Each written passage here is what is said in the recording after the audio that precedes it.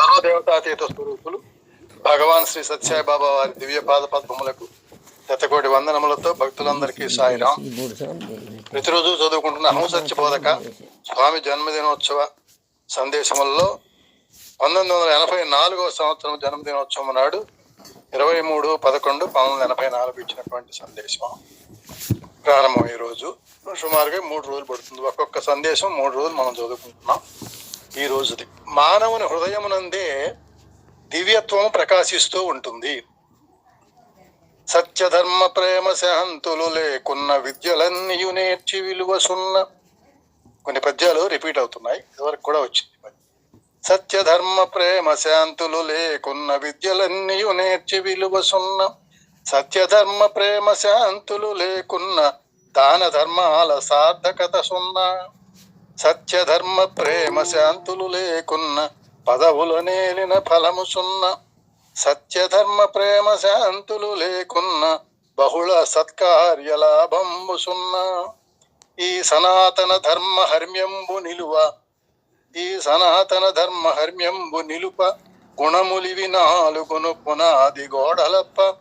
ఇంతకన్నను వేరెత్తి ఇరుక పరతు సాధు సద్గుణ గణ్యులో సభ్యులారా. మనం ఎన్ని సత్కార్యాలు చేసినప్పటికీ ఈయన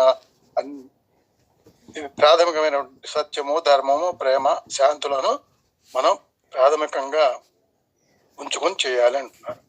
చెంత చేర్చననుచు సంతసించదరన్న వెంటనే ఎడబాటు చింతగూర్చు.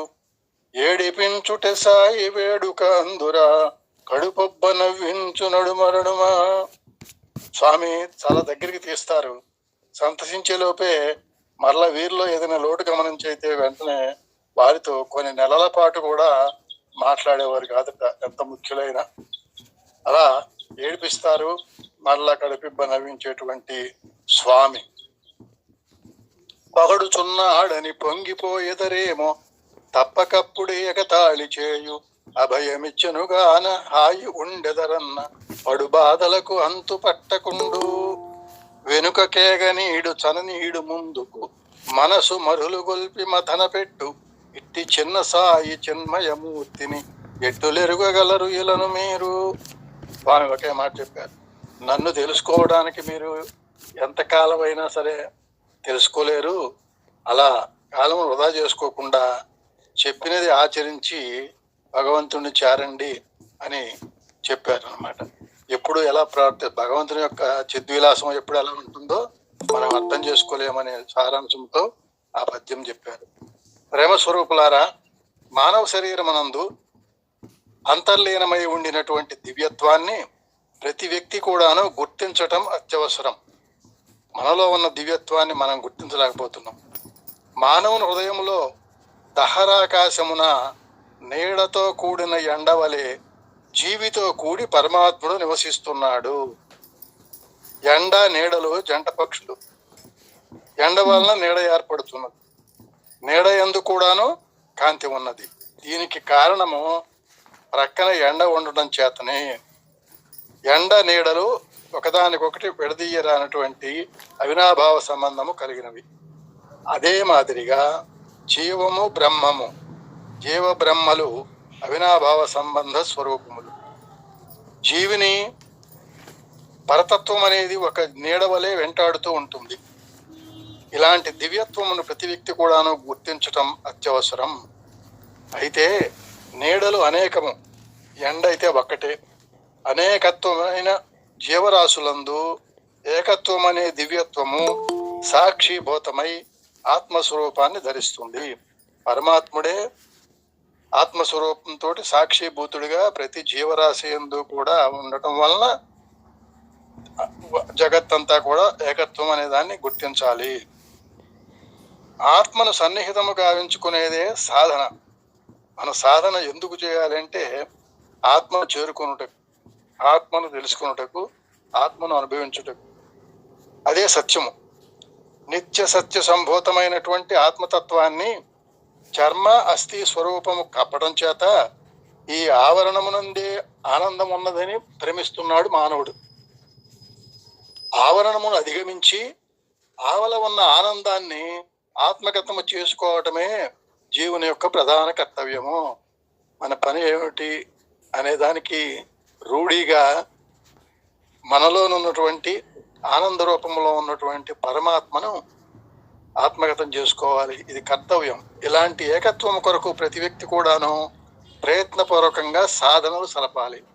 ఇట్టి దివ్యత్వాన్ని పొందాలంటే మానవుడు అనేక విధములైనటువంటి సాధనలు సలపవలసి వస్తుంది. మరి సాధన ఏం సాధన? సాధన అంటే ఏమిటి? సాధన అనగా ఆశించిన వస్తువును అందుకునే నిమిత్తమై పదే పదే ఆచరించేటటువంటి కర్మలే. మనం సాధనలు చేస్తున్నాం. ఎందుకు చేస్తున్నాం అంటే భౌతిక వస్తువులు సంపాదించుకోవడం కోసం, వాటిని పొందే నిమిత్తం సాధన చేస్తున్నాం. ఆత్మ సన్నిహితముగా ఉంచుకునేటటువంటిదే సాధన, నిజమైన సాధన. జీవుని యందు దివ్యమైన ఆత్మతత్వం ప్రకాశించుతున్నది అనే సత్యాన్ని ప్రతి వ్యక్తి కూడాను గుర్తించాలి. దేహమునకు మార్పు లేనటువంటిది అశరీరమైనది ఆత్మ. మార్పు చెందే దేహము, ఆత్మ చెందనిది అశరీరము కానిది ఆత్మ. ఇట్టి నిత్య సత్యమైన ఆత్మతత్వాన్ని మనము బయట ప్రపంచంలో వెదుకుటకై ప్రయత్నిస్తూ ఉన్నాము. ఒక గురువు కాదని మరో గురువు దగ్గరకు అలా గురువులు మార్చుకుంటూ, స్థలాలు మార్చుకుంటూ వేగరంగా తిరుగుతున్నాం. నీ హృదయమునందే, నీ యొక్క అంతరాత్మ యందే దివ్యత్వం ప్రకాశిస్తూ ఉంటుండది. అది తెలుసుకోలేకపోతున్నాము. దీనిని పొందే నిమిత్తమై అనేక మంది యజ్ఞయాగాది క్రతువులు ఆచరిస్తూ వస్తున్నారు. జప తప యాగములను ఆచరిస్తూ వస్తున్నారు. అయితే వీటి వలన మాత్రమే పొందలేకపోతున్నారు. దాన్ని కారణం ఏమిటి? సత్యధర్మములు లేనటువంటి సాధన చేయటం వలన అది నిరర్ధకం అవుతున్నది. సత్యధర్మములు మానవునికి ప్రధానమైన నేత్రముల వంటివి. సత్యము, ధర్మము రెండు నేత్రములు. మానవుడు తన యొక్క నిజస్వరూపాన్ని అంతర్ముఖంగా అనుభవించటానికి ప్రయత్నించకుండా బహిర్ముఖమైన, అనిత్యమైన, అసత్యమైన, అశాశ్వతమైన జగత్తునందు అనుభవించే నిమిత్తమై ప్రాకులాడుతున్నాడు ఆనందమూర్ఖుడు. దేహము ఒక రథము వంటిది. దీనిలో సారథి అనేది బుద్ధి. దేహమునకు సారథి బుద్ధి. గుర్రములే ఇందులో ఉన్నటువంటి ఇంద్రియములు. అంటే శబ్ద, స్పర్శ, రూప, రసగంధాదులను ఇవి నిరంతరము కూడాను విషయముల వైపుకే మరల్చుతూ ఉంటాయి. ఈ గుర్రములు, ఇంద్రియములు విషయముల వైపునే పరిగెత్తుతూ ఉంటాయి. ఈ గుర్రములను అనబడే ఇంద్రియములను పట్టినటువంటి పగ్గము బుద్ధి. ఈ బుద్ధికి స్థిరత్వం లేకుంటే ఈ గుర్రముల విషయముల వైపు పరిగెత్తి సారథికి కూడాను ప్రమాదాన్ని కలిగిస్తుంటాయి. కనుకనే బుద్ధిని పవిత్రమైనటువంటిదిగాను, పరిశుద్ధమైనటువంటిదిగాను, బలమైనటువంటిదిగాను మనము అభివృద్ధి గావించుకోవాలి. ఇది బుద్ధి యొక్క ప్రాధాన్యత. దీనిని అనుసరించే మన జీవితం అంతా కూడా నడుస్తూ ఉంటుంది. వాక్కును అదుపులో పెట్టినప్పుడే సర్వేంద్రియములు మన అదుపులో ఉంటాయి. ఈ సాధనలో ముందుగా సాధన మార్గంలో వాక్కును అదుపులో పెట్టుకోవడం. అది కనుక అదుపులో ఉంటేట సర్వేంద్రియములు అదుపులో ఉంటాయి అని చెప్తున్నారు స్వామి. ఇంద్రియములలో ప్రధానమైనటువంటిది వాక్. ఇది ఆహారము చేత ప్రభావితమైనటువంటిది. కనుకనే ఉపనిషత్తులు ఆహార వ్యవహారములని దీనికి పేరు పెట్టారు. ఆహారమును అనుసరించి నడిచేటువంటి వ్యవహారములు, నడిపించే వ్యవహారములు కూడా ఉంటాయి. కాబట్టి ఆహారానికి ప్రాధాన్యత, ఇంద్రియముల కంట్రోల్కి ఆహార ప్రాధాన్యత ఉన్నది అని ఉపనిషత్తుల్లోనే చెప్పబడింది. ఈ వాక్కును మనం అదుపులో పెట్టినప్పుడే సర్వేంద్రియములను కూడాను మనం అదుపులోనికి తెచ్చుకోవచ్చు. కనుక వాక్కును అదుపులో పెట్టుకునే నిమిత్తమై మనము సాధనలు సలపాలి. ఈ వాక్కును బయట ప్రపంచ విషయములందు ఏమాత్రము కూడాను ప్రవేశింపచేయక అంతర్ముఖమైనటువంటి దైవత్వము లోపల ప్రవేశపెట్టడానికి అనుకోవాలి.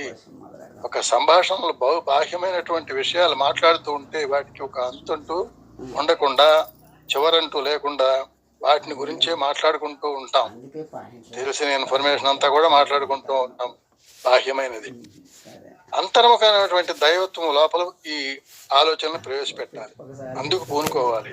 అసభ్యమైనటువంటి విషయాలందు, పరులను బాధించేటటువంటి మాటల యందు, పరులను కష్టపెట్టేటటువంటి చర్యల యందు నీ వాక్కును ఏమాత్రము కూడాను ప్రవేశపెట్టకూడదు. వాక్కునందు మాధుర్యం ఉండాలి, శాంతం ఉండాలి, పరతత్వము మిళితమై ఉండాలి. పరతత్వం అనగా బాహ్యమునకు విరుద్ధమైనటువంటిది, వ్యతిరేకమైనటువంటిది, అనగా దైవత్వమైనటువంటిది. అది ఉండాలి వాక్కులో. You can not always oblige, but you can speak always obligingly. నువ్వు ఎప్పుడు కూడా అణిగిమణిగి ఉండమని కాదు, నీ వాక్కు మాత్రం మర్యాదపూర్వకంగా అణకువగా ఉండాలి అన్నారు. ఈ వాక్కును మనస్సుతో చేర్చాలి. అప్పుడు ఏమవుతుందంటే, అప్పుడు మనస్సు మాట్లాడటానికి ప్రయత్నిస్తుంది. మనస్సును అదుపులో పెట్టుకుని విషయవాసనలందు ప్రవేశింపజేయక సంకల్ప వికల్పములకు ఏమాత్రము కూడా గురి కాక బుద్ధితో చేర్చడానికి ప్రయత్నించాలి. మనస్సుని బుద్ధితో చేర్చాలి. వాక్కు మనస్సు బుద్ధితో చేర్చినప్పుడు కొంతవరకు ప్రశాంతి ఏర్పడుతుంది. క్రమక్రమేణా బుద్ధికి కూడాను బుద్ధి చెప్పి ఆత్మవైపు మరల్చడానికి ప్రయత్నించాలి. బుద్ధి కూడా ఒక్కొక్కసారి సరైన నిర్ణయం తీసుకుంటాను వీల్లేదు అనుకోగా బుద్ధికి కూడా బుద్ధి చెప్పాలంటే మన అంతర్మదనం ఉండాలి. తద్వారా ఆత్మవైపు మరల్చాలి. వాక్కు మనస్సుతో, మనస్సు బుద్ధితో, బుద్ధి ఆత్మతో కూడినప్పుడే మానవత్వము శోభిస్తుంది అని ఈ మనస్సుని కంట్రోల్లో పెట్టుకోవడానికి సాధన గురించి చెప్పారండి. ఇది మూడు భాగములుగా ఉంటుంది. వాళ్ళు ఒకటైంది, ఇంకో 2 రోజులతో ఈ పుస్తకం అయిపోతుంది. సాయిరాం అండి.